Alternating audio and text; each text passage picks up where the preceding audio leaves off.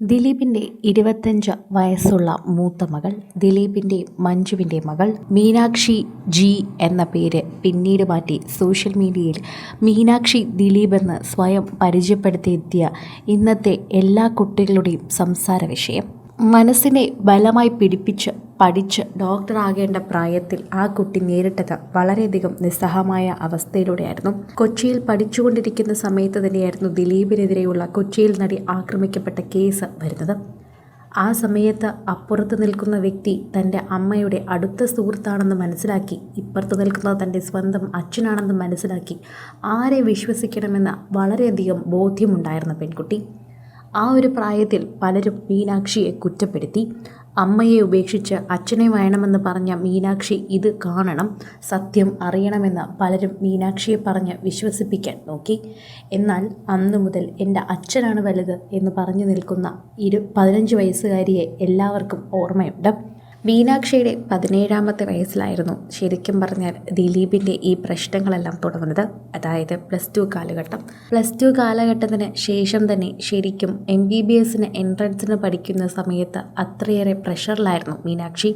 കേരളത്തിൽ ഒരു കോളേജിലും പഠിക്കാൻ പറ്റാതെ വന്ന മീനാക്ഷിയെ പിന്നീട് മദ്രാസിലേക്ക് ദിലീപ് മനഃപൂർവ്വം മാറ്റുകയായിരുന്നു. അപ്പോഴേക്കും മാമാട്ടിയെ സ്കൂളിൽ ചേർക്കേണ്ട പ്രായമായി എന്ന് മനസ്സിലായിക്കൊണ്ട് ദിലീപും കാവ്യയും ചെന്നൈയിലേക്ക് താമസം മാറി. അവിടുത്തെ സ്കൂളിൽ മാമാട്ടിയെ പഠിക്കാൻ ഏൽപ്പിച്ചു. അവിടെ പഠിപ്പിക്കാൻ തുടങ്ങി.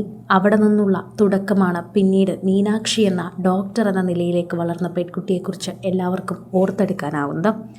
ഡാൻസിലും പാട്ടിലുമെല്ലാം മിടുക്കി, സുഹൃത്തുക്കളുടെ ഇടയിൽ അധികമൊന്നും സംസാരിക്കാത്ത പ്രകൃതക്കാരി, മൈക്ക് കൊടുത്താൽ പോലും മിണ്ടാറില്ല. വിവാഹങ്ങൾക്കും പലതിനും എത്താറുണ്ടെങ്കിലും ആരോടും സംസാരിക്കാറില്ല. എല്ലാവരെയും നോക്കി പുഞ്ചിരിക്കും, മാറി നിൽക്കും. അനുസരണ, അനുകമ്പ, അതിനേക്കാൾ ഉപരി അടക്കവും ഒതുക്കവും എല്ലാ കേരളത്തനിമയും നിറഞ്ഞൊരു പെൺകുട്ടിയായി വളർന്നു. ഒരുപക്ഷെ അവളുടെ ജീവിതത്തിൽ ചെറുതിലെ മുതലേ തന്നെ അവരുടെ വീട്ടിൽ പ്രശ്നങ്ങളുണ്ടായത് കൊണ്ടാണോ, അല്ലെങ്കിൽ വളർന്നപ്പോൾ അവളെ ഇതെല്ലാം ബാധിച്ചിട്ടുള്ളത് കൊണ്ടാണോ ഒന്നും അറിയില്ല. എന്നാൽ മീനാക്ഷി ഇന്നും ദിലീപിനോടൊപ്പം നിന്നു. ദിലീപിനോടൊപ്പം നിന്നവരുടെ കൂട്ടത്തിൽ അന്ന് ഒരുപാട് പ്രമുഖരുണ്ടായിരുന്നു. നിരവധി IPSകാരുണ്ടായിരുന്നു. മാധ്യമ മേഖലയിൽ തന്നെ നിരവധി പേരുണ്ടായിരുന്നു. എന്നാൽ അന്നു മുതൽ ഇന്നുവരെ എപ്പോഴും കൂടെ നിൽക്കുന്ന ഒരേ ഒരു വ്യക്തി മീനാക്ഷിയാണ് എന്ന് പറയാം. മീനാക്ഷിയോടുള്ള സ്നേഹമാണെന്ന് പറയാം. മീനാക്ഷിക്ക് അച്ഛനോടുള്ള അനുകമ്പയാണെന്ന് പറയാം. എല്ലാത്തിനും കൂടെ നിൽക്കുന്നൊരച്ഛൻ, അതിനേക്കാൾ ഉപരി മീനാക്ഷിയുടെ ഇഷ്ടവും വിശ്വാസവും കാത്തു സൂക്ഷിച്ച അച്ഛൻ. ഇന്ന് ദിലീപ് കുറ്റവിമുക്തനായപ്പോൾ നീതി ലഭിച്ചത് ശരിക്കും പറഞ്ഞാൽ മീനാക്ഷിയുടെ വിശ്വാസത്തെ കൂടിയാണ്.